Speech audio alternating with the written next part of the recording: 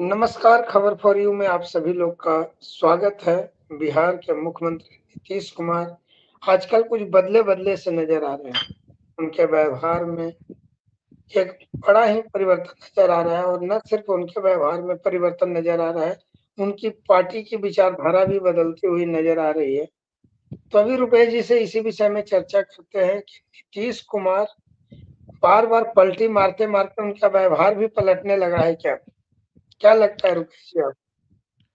बहुत-बहुत धन्यवाद राजेश जी। आपने इस प्लेटफ़ॉर्म पर मुझे बोलने का एक मौका दिया और चूँकि मुख्यमंत्री तो आपके प्रदेश के हैं, लेकिन इस पर आज हम मिलकर चर्चा करेंगे और मैं आपसे कुछ बातें शेयर करना चाहूँगा। जैसा कि आपने बताया कि नीतीश कुमार क्या कुछ ऐसा बदलाव हो रहा है क्या? कुछ इनके स्वास्थ्य संबंधित या ऐसा कुछ बदलाव आ रहा है क्या? तो मैं इस पर अभी आपको सिर्फ़ इतना ही कहना चाहूँगा, मैं ये नहीं कह सकता कि क्या उनकी कुछ मानसिक स्थिति में कुछ परिवर्तन आया है या उनका स्वास्थ्य साथ नहीं दे रहा है। लेकिन एक चीज़ देखने को ज़रूर मिल रहा है कि उनकी मानसिक जो स्थिति है और शरीर है, इन दोनों में कहीं न कहीं एक सिंक नहीं है, दोनों में कहीं न कहीं थोड़ा-सा अंतर दिख रहा है। अगर आप ध्यान से देखिएगा और इस बार जो एनडीए के जो बैठक हुई थी उसमें नीतीश कुमार जब भाषण देने आए, तो एक मैच्योर नेता जो इतने सालों से मुख्यमंत्री रहा है, केंद्र में मंत्री रहा है, एक पार्टी का नेतृत्व कर रहे हैं, वो इतने पुराने नेता, अनुभवी नेता, लेकिन जिस तरह से उन्होंने भाषण की अपना शुरुआत किया, वो कहीं से ऐसा नहीं लग रहा था कि एक बहुत बड़े नेता का वो भाषण है और जिस तरह से उन्होंने वहाँ पर अपने आप को प्रेज़ेंट किया। उसके बाद से अभी आज का ही एक घटना हुई जब वो नालंदा यूनिवर्सिटी के उद्घाटन में गए हुए थे। उन्होंने जिस तरह से प्रधानमंत्री मोदी का हाथ पकड़ के उँगलियाँ कुछ देखने लगे और जिस तरीके से वहाँ से विजुअल्स आ रहे हैं, उससे कहीं न कहीं ऐसा लग रहा है कि नीतीश कुमार का थोड़ा-सा कुछ परिवर्तन ज़रूर हुआ है। लेकिन ये परिवर्तन अब क्यों हुआ है, कैसे हुआ है? अगर मेडिकल की बात करें तो डॉक्टर ही बता पाएँगे। लेकिन कुछ तो ज़रूर हो रहा है कि जो लोगों को थोड़ा अच्छा एक तरह से बोलिए नहीं लग रहा है या कुछ नया लग रहा है। कम से कम नीतीश कुमार से वैसे कोई उम्मीद नहीं कर रहा था। जी, राजेश जी। नीतीश कुमार जिस तरह की भाषा का प्रयोग किए थे जीतन राम मांझी को लेकर, मतलब जी, एक नादान बच्चा भी उस तरह की भाषा नहीं एक पूर्व मुख्यमंत्री के लिए नहीं बिल्कुल, बोल बिल्कुल। सकता है। जिस प्रकार से सदन में उन्होंने जीतन राम मांझी को बहुत उल्टा-सीधा बोला था। उसके बाद बिस महिलाओं को लेकर कुछ उन्होंने बयान दिया था, जनसंख्या ये नियंत्रण को लेकर कुछ पिछले अगर डेढ़ 2 साल से देखिएगा तो बहुत सारे ऐसे बयान हैं, उनके उलटने-पलटने का भी कथा कहानियाँ हैं। लेकिन मैं फिलहाल इस समय जो लोकसभा का जो चुनाव हुआ, उसके बाद से इनका जो एक परिवर्तन आ रहा है, वो देखने को स्पष्ट मिल रहा है कि कुछ तो बहुत अच्छा नहीं चल रहा है। जी। तो रुपेश जी, नीतीश कुमार में तो बहुत सारे परिवर्तन नज़र आ रहे हैं। क्या उनके पार्टी के विचारधारा में भी परिवर्तन कुछ नज़र आ रहा है? आपको लगता है कि उनकी पार्टी का विचारधारा बदल रहा है? राजेश जी, ये क्वेश्चन आपने बहुत ही सही प्रश्न पूछा है और इस समय अगर बिहार में और दिल्ली में भी, कहीं भी अगर जाइएगा जो बिहार से राजनीति से संबंधित चर्चा कर रहे हैं, उसमें चारों तरफ एक यही चर्चा है कि क्या बीजेपी ने अपनी पानी नीतीश कुमार को भी पिला दिया? क्या बीजेपी के तरफ मतलब आवश्यकता से ज़्यादा नीतीश कुमार का झुकाव हो रहा है क्या? क्या वो अपने मूल विचारधारा को छोड़ रहे हैं और बीजेपी के विचारधारा से अपने आप को बहुत ज़्यादा और क्लोज़ कर रहे हैं क्या? ऐसे 2-3 घटनाएँ अभी हुई हैं हाल-फिलहाल में बिहार में, जिससे कि अंदाज़ा लगाया जा सकता है। पहला चीज़ ये कि नीतीश कुमार खुद कभी किसी नाम बदलने या ऐसा करने के बहुत खिलाफ रहे हैं और इनका इसमें विशेष रुचि कभी नहीं रही है।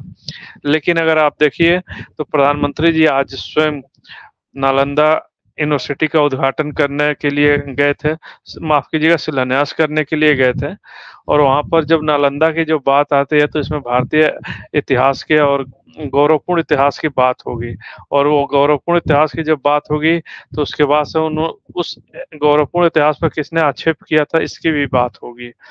और आपको पता है कि वहाँ से एक सुल्तानपुर जगह है जहाँ से कि गंगा जल लोग भरते हैं और कांवड़ यात्रा लेकर के सुल्तानगंज सुल्तानगंज। सुल्तानगंज जी और सुल्तानगंज तो नीतीश कुमार ने स्वयं इस बात की घोषणा की है कि सुल्तानगंज का नाम बदला जाएगा और वहाँ बाबा भोलेनाथ के नाम पर वहाँ का जगह का नाम रखा जाएगा। तो एक तो परिवर्तन ये आया है, जो कि ये नीतीश कुमार से कभी भी उम्मीद नहीं किया जा सकता, ये सिर्फ बीजेपी से ही उम्मीद किया जा सकता है। दूसरा चीज़ ये है कि अगर नालंदा यूनिवर्सिटी का अब शिलान्यास हो रहा है, उसकी कायाकल्प किया जा रहा है और इतनी बड़ी योजना का वहाँ पर शिलान्यास हुआ, और वहाँ से जो लोकल स्टेशन है, जो लोकल एरिया है, वो बख्तियारपुर या बख्तियारगंज ऐसे भी कुछ कहा जाता है वहाँ का। तो जाहिर बख्तियारपुर है से नजदीक में। जी, तो बख्तियार जी के नाम पर वो जगह का नाम जी, है बख्तियारपुर। तो बख्तियार खिलजी वही बख्तियार खिलजी था जिसने आग लगाई थी, और कहा जाता है कि 3 महीना से ज़्यादा दिनों तक भारत की जो पुस्तकें थी, जिसमें पूरा रिसर्च अनुसंधान थे, वो जलते रह गए थे।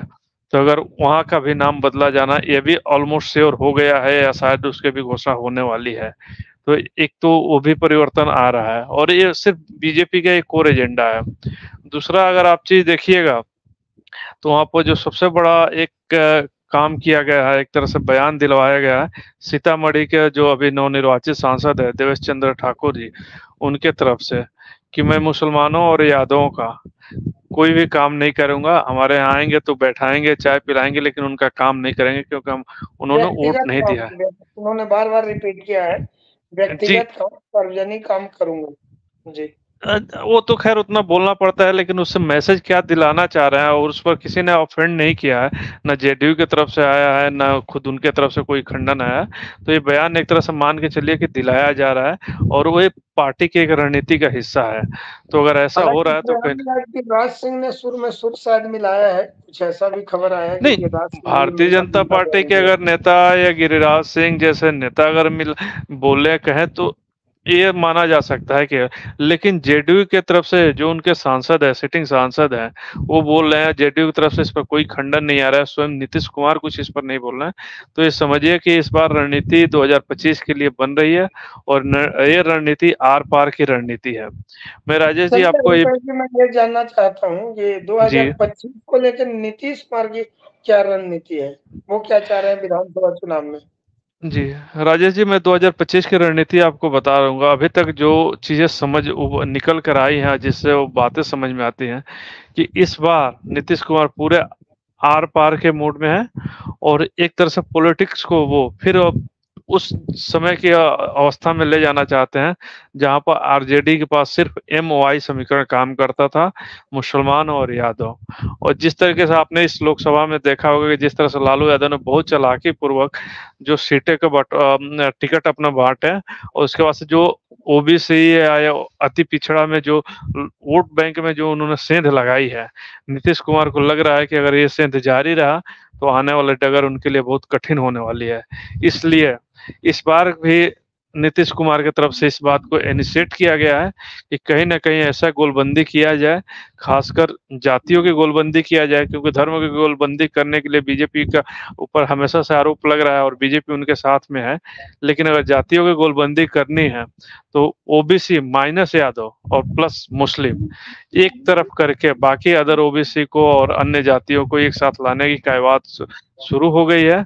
और इसमें कहीं न कहीं मुस्लिम यादव को फिर से एक बार आरजेडी के पास जाने के लिए विवश किया जा रहा है। जो कुछ भी अभी थोड़ा बहुत यादव या अदर कास्ट के लोग आ रहे थे नीतीश कुमार की तरफ, उसमें से सिर्फ यादव को उनको एक्सक्लूड करके बाकी सबको इंक्लूड करना चाह रहे हैं नीतीश कुमार। एक तरह से कहिए तो अपने पुराने जो राजनीति का एक उनका ढर्रा था, उस पर वो आ रहे हैं, और बीजेपी उनमें बखूबी साथ दे रही है। उसमें जो सबसे बड़ा की फैक्टर है इस समय, उस समय है चिराग पासवान, जिसका लगभग 7.5 से 8% वोट बिहार में हर विधानसभा क्षेत्र में है, और उस वोट को नीतीश कुमार कहीं भी खो देना नहीं चाहते हैं। और ये मान के चल रहे हैं कि अगर चिराग पासवान उनके साथ अगर अच्छे से रह गए, जैसे लोकसभा में रहे, तो फिर एक बार एनडीए की वहां पर जीत होगी। तो वर्तमान में जो भी कुछ समीकरण लोकसभा चुनाव का भी एक अपडेट दे देता हूँ। जी 243 विधानसभा क्षेत्र है बिहार में, और जैसा हम्म बताया जा रहा है, मैंने अभी बहुत ज्यादा रिसर्च नहीं किया है, कि जी 19 सीट पर ही एनडीए गठबंधन को मतलब हार मिली है विधानसभा के हिसाब से। बाकी हम्म जगहों पर विधानसभा में जो है 224 पर बढ़त में है एनडीए, मात्र 19 पे इंडिया अलायंस जो है महागठबंधन के ये लोग बात बढ़त सही कर है, रहे हैं। लेकिन जब विधानसभा के चुनाव आते हैं तो ये पूरा का पूरा रिफ्लेक्शन ऐसा नहीं रहता, उसमें परिवर्तन आता है। लेकिन वो परिवर्तन कितना ये इस समय नीतीश कुमार कम कर पाते हैं, इस बात पर ध्यान देना होगा। लेकिन अगर ये मान के चलिए, जैसे पहले होता था कि मुसलमानों को वोट हर जगह मान लिया जाता था कि 6 से 7% से लेकर 15-20% तक, बिहार में कुछ जगह तो 50-60% भी बताया जाता है, कुछ क्षेत्रों में ऐसे है जो सीमांचल वाले क्षेत्र में है। ये यहाँ के ठोस वोट है, इस पर कोई नहीं कर एक तरह से जिसकी इस पर पकड़ है वो हमेशा अपर एज में रहता था। ठीक उसी प्रकार बिहार का ऑलमोस्ट सारे विधानसभा क्षेत्रों में लगभग 7% के आसपास, एवरेज आउट में बता रहा हूँ, कहीं कम कहीं ज्यादा हो सकता है, लेकिन एवरेज आउट 7% के आसपास महादलित और पासवान का से संबंधित वोट हैं, जो कि चिराग पासवान को मिलते हैं। अगर ये वोट एक दूसरे को ट्रांसफर होते हैं एनडीए में, तो एनडीए निश्चित रूप से बहुत ही मजबूत स्थिति में रहने वाली है। जी राजेश जी। बहुत बहुत धन्यवाद रुपेश जी इस चर्चा के लिए। फिर मिलते हैं नए विषय के साथ। तब तक के लिए आभार। धन्यवाद। बहुत बहुत धन्यवाद।